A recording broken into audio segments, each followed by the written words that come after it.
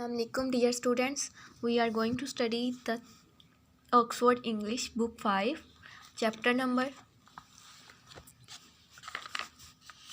is the road not taken। हमने इसकी जो है ट्रांसलेशन कर रही थी।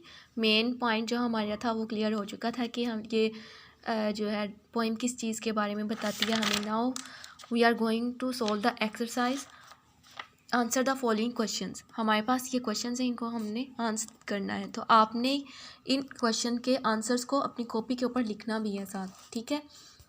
तो आपके पास ये सॉल्व क्वेश्चंस जो है एक कॉपी के ऊपर नोट्स बन जाएंगे, तो फिर आपके लिए लर्निंग ईजी हो जाएगी, ठीक है। तो answer the following question. What exactly does the traveller do when he sees two roads in the wood. जब वो जंगल के अंदर 2 रोड्स को देखता है तो क्या वो करता है, एग्जैक्टली उसने क्या किया। तो इसका आंसर ये हमारे पास है। When the poet sees 2 roads diverging in a forest he decides to take the second one and leave the first one for some other day. जब उसने देखा था तो उसने क्या किया था, उसने एक पहली वाले को छोड़ दिया था किसी और दिन के लिए, और वो सेकेंड रोड के ऊपर वो चला गया था। In what veg were the road similar. किस वे में जो दोनों रोड्स थी वो सिमिलर थी। तो इसका आंसर है the 2 roads are similar.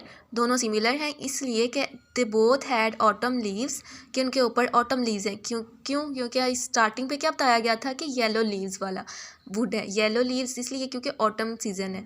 And wanted where after a certain point they both of the roads disappeared. और कुछ पॉइंट के बाद दोनों जो थी वो डिसअपियर हो गई थी। तो ये दोनों में सिमिलैरिटी थी, ठीक है। What reason does the poet give for taking one path and not the other?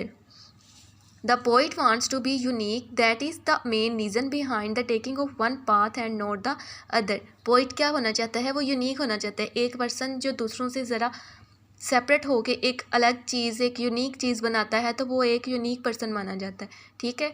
तो इस पोइम में पोइट यही कहता है कि मैं यूनिक बनना चाहता हूँ, इस वजह से वो वाला रूट चूज़ करता है जो कभी किसी ने सिलेक्ट नहीं किया, बल्कि बहुत थोड़े लोगों ने सिलेक्ट किया, ठीक है। Which phrase or sentence tells us that the poet would still like to take the other path.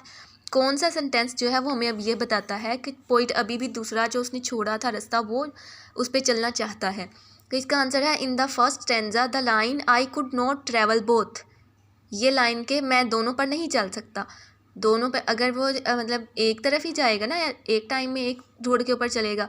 Shows 2 roads he sees in the woods and so he likes to think for a moment that he could come back and try the first of the 2 roads at another time. फिर वो कहता है कि मैं किसी और time में ये करूँगा, दूसरी रोड पर चलूँगा। आंसर फिर लास्ट क्वेश्चन है was the poet curious about the path he did not take. How do we know he was curious. He was curious about the path he did not take as he doubts whether he should ever come back. वो curious था कि मैं दूसरे सफ़र road पर भी जाऊँ इसलिए क्योंकि वो कह रहा है कि मुझे इस बात का अंदाज़ा नहीं है कि मैं वापस भी आऊँगा कि नहीं आऊँगा।